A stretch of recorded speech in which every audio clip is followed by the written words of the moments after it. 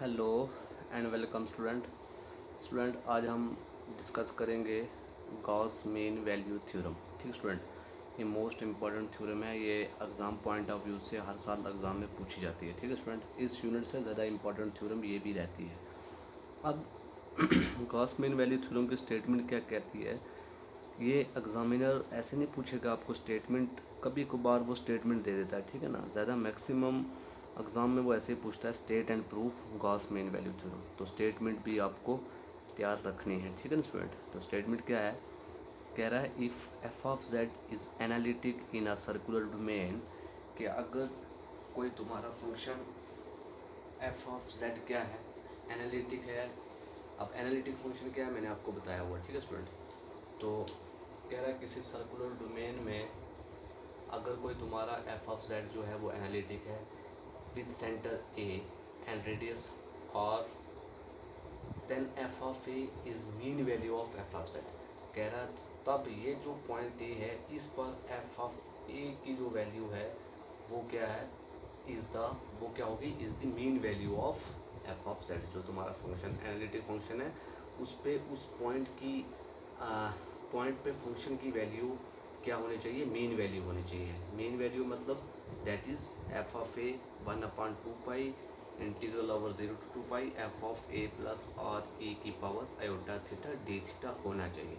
तो अब ये कैसे प्रूव करना है, तो देखिए इसका प्रूफ। आई होप आपको ये स्टेटमेंट समझ आई होगी कि अगर कोई तुम्हारा भाई सीधा सिंपल याद रखना है, मीन वैल्यू थ्योरम क्या कहती है।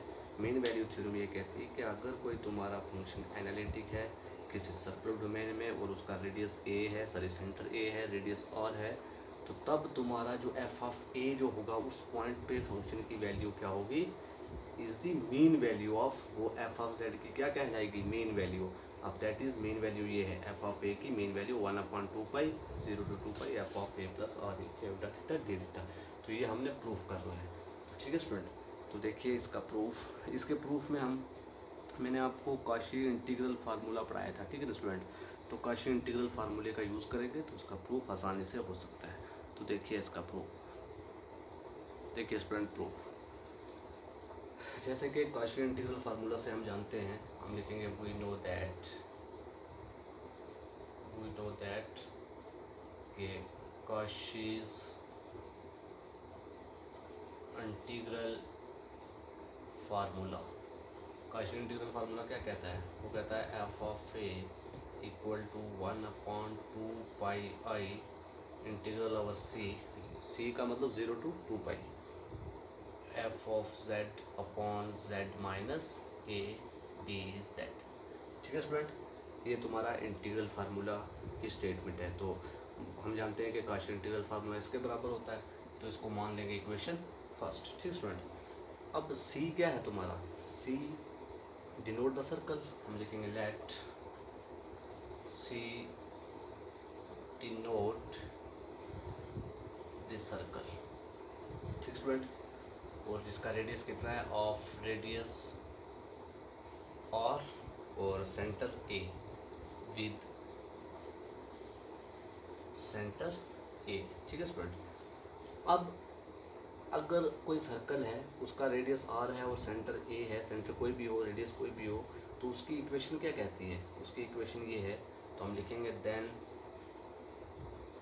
द इक्वेशन इज, या पैरामीट्रिक इक्वेशन कहो या इक्वेशन कहो, वो क्या होती है कि उस पॉइंट से डिस्टेंस, जो पॉइंट हमने z लिया ना, जो भी हम पॉइंट z लेंगे उसका डिस्टेंस फ्रॉम ए से किसके बराबर होता है, r के बराबर, मतलब mod of z minus A which is equal to r, ये कहलाएगी पैरामीट्रिक इक्वेशन। ठीक स्टूडेंट, अब देखिए this implies z minus A which is equal to, अब जब इसका मॉड हटेगा तो आपके पास z माइनस ए किसके बराबर आ जाएगा, आर ए की power iota theta, R A की पावर आयोटा थीटा। ठीक है स्टूडेंट, जब यहाँ से मैं मॉड हटाऊंगा ना तो z माइनस ए की वैल्यू आ जाएगी आर ए की पावर आयोटा थीटा। ठीक स्टूडेंट, अब this simplifies z equal to, ये माइनस का ए जब आगे जाएगा तो प्लस के हो जाएगा, इट मीन्स मैं इसको ऐसे लिख सकता हूँ a प्लस